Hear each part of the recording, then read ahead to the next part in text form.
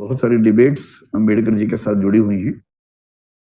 तो कुछ बेसिक बातें जो पता होनी चाहिए वो ये है कि अम्बेडकर जी का जो जन्म हुआ था वो एक दलित परिवार में हुआ था। और मैंने आपसे कई बार कहा कि हम जिस बैकग्राउंड में होते हैं तब हमें वो चीजें ठीक से समझ में आती हैं।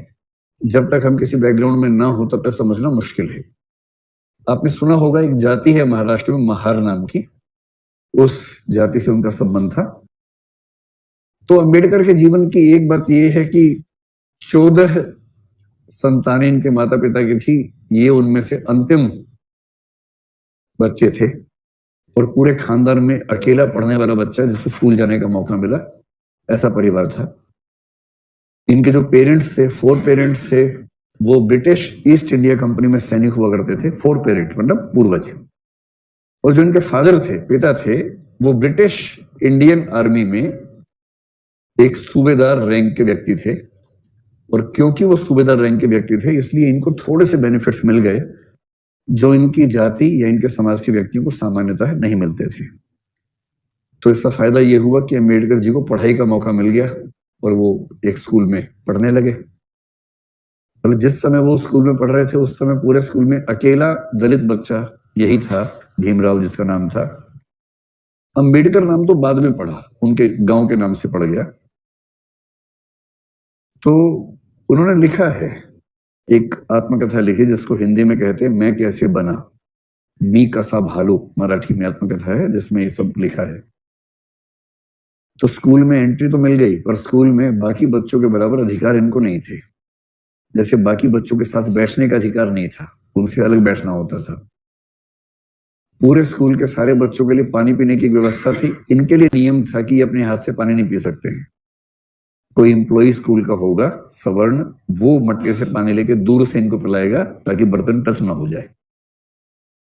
और इन्होंने लिखा है कि कई बार ऐसा होता था स्कूल में कि जिस दिन वह सहायक छुट्टी पर है जिससे ये पानी पी सकते हैं, और दिन दिन भर बिना पानी के उनको कैसे रहना पड़ता था, ऐसे जिक्र उन्होंने खूब किए। बाद में संयोग इनका बड़ा अच्छा था। संयोग ये था कि इनको एक वजीफा मिला बड़ौदा नरेश की वजह से। आपने कोल्हापुर का भी जिक्र सुना होगा, साहू जी महाराज का जिक्र सुना होगा। इन दोनों व्यक्तियों का नाम बहुत ज्यादा आता है जिन्होंने जो दलित मूवमेंट भारत में विकसित हुआ उसमें मदद की। और फिर ये बड़ौदा राज्य से स्कॉलरशिप लेकर बाहर पढ़ने के लिए चले गए, जिसमें कंडीशन ये थी कि जब लौट के आएंगे तो ये वहां सिविल सर्वेंट बनेंगे, आज की भाषा में कहें तो पीसीएस ऑफिसर बनेंगे, ये अंडरस्टैंडिंग थी। फिर इन्होंने कोलंबिया विश्वविद्यालय जो अमेरिका में है वहां से, और फिर यूके से भी, यूके में अगर मैं ठीक ध्यान कर पा रहा हूं तो कैम्ब्रिज में शायद ये थे, मैं आपको बताता हूं, London school of economics LSE, UK में London school of economics. Ambedkar को खारिज करने वाले अम्बेडकर के पैर की धूल के बराबर भी नहीं है पढ़ाई लिखाई के मामले में। इसका प्रमाण यह है कि आपने ऐसे लोग देखे होंगे जिन्होंने master of arts, MA MSc हमको कुछ किया है, कुछ व्यक्ति PhD वाले दिखे होंगे। मुझे पूरे भारतीय स्वाधीनता संग्राम में एक ही व्यक्ति दिखता है जिसने एक नहीं, 2 नहीं, 4 PhD की थी, और वो डॉक्टर अम्बेडकर है। 4 PhD, जिनमें से इकोनॉमिक्स में 2 PhD उन्होंने एक कोलंबिया विश्वविद्यालय से की और एक लंदन स्कूल ऑफ इकोनॉमिक्स से की। उसके बाद कानून पढ़ने का शौक सवार हुआ तो कोलंबिया विश्वविद्यालय से उसमें भी PhD, LLD जिसको बोलते हैं, वो हासिल की। और चौथी PhD उनको भारत में उस्मानिया विश्वविद्यालय से उनके कॉन्ट्रीब्यूशंस की वजह से मिली, जो उन्होंने एक बड़ा आंदोलन चलाया उसकी वजह से मिली। तो अम्बेडकर का सौभाग्य था कि उनको पढ़ने का मौका मिला, और जब मिला तो उन्होंने इस पढ़ाई का पूरा फायदा उठाया। और जब इतना कुछ समझ लिया तो फिर उनको लगा कि मुझे कुछ लिखना भी चाहिए, मूवमेंट्स भी करने चाहिए। तो ये सब जब हुआ तो उसके बाद उन्होंने कई आंदोलन किए। उनके स्कूल के अनुभव तो आप जानते ही हैं कि पानी भी पीना है तो कोई होना चाहिए वरना पानी मिलेगा नहीं पीने को। उनके जीवन के 2 अनुभव और रोचक हैं, जानने चाहिए आपको। जब वो बड़ौदा में सिविल सर्वेंट थे, मतलब PCS ऑफिसर थे, तो वहां रहना भी था उनको। तो रहने के लिए घर ढूंढ रहे थे। उन दिनों नागपुर में भी उन्होंने ये सब प्रयोग करके देखे थे। घर ढूंढते थे तो जैसे ही पता लगता था कि ये व्यक्ति दलित जाति का है, उसके बाद घर नहीं मिलता था।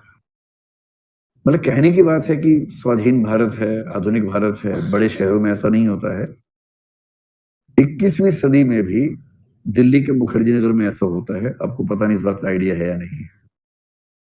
बहुत सारे बच्चों को रूम इसलिए नहीं मिलता है कि वो मुसलमान हैं या किसी और धर्म के हैं। बहुत सारे बच्चों को तो इसलिए नहीं मिलता कि हरियाणा के हैं।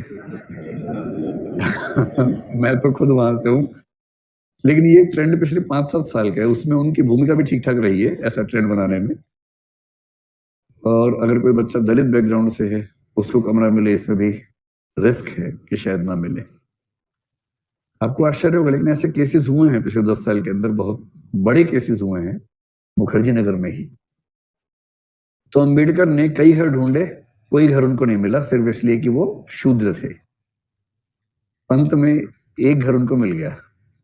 उनका दोस्त और वो गए बात करने के लिए, बातें हुई, पढ़ा लिखा आदमी था। मकान मालिक ने पूछने की जरूरत ही नहीं समझी कि आप किस जाति से हैं। इन्होंने बताया नहीं। ये क्यों बताए? तो घर मिल गया रहने को, उसमें रहने लग गए। और फिर एक दिन जब सुबह उठे तो इन्होंने सुना कि बहुत शोर आ रहा है आसपास से। और जब झांक के देखा तो सैकड़ों लोग हथियार लेके घर के बाहर खड़े हुए थे। हथियार में लाठी भाला वो सब। और वो सब इनको जान से मारने पर उतारू थे। मकान मालिक भी उसमें शामिल था कि मुझे बिना बताए मेरे घर में आके रहा और मेरे घर को अपवित्र कर दिया इस आदमी ने। और उस दिन काम तमाम था, लेकिन एक दो मित्रों के सहयोग से पता नहीं कौन से रास्ते से निकले और जान बची। और ऐसा एक और वाकया हुआ। एक नदी पार करनी थी एक भाषण देने के लिए। तांगे वाले 3-4 से सबने मना कर दिया, एक ही तैयार हुआ। उस तांगे पर बैठ के नदी पार कर रहे थे। रास्ते में पुल, उस समय बहुत कच्चे टाइप का पुल था, और रास्ते में उस तांगे का पहिया निकल गया और तांगा नदी में गिरते गिरते बचा। खैर ये बच गया किसी तरह से। बाद में पता चला कि वो एक साजिश थी कि इस व्यक्ति को नदी के ऊपर ले जाओ और जो पहिया है उसको लूज कर दो ताकि रास्ते में ये नदी के अंदर गिरे और इसकी मौत हो जाए। ये सारे इंसिडेंट्स अंबेडकर ने अपने साथ झेले थे।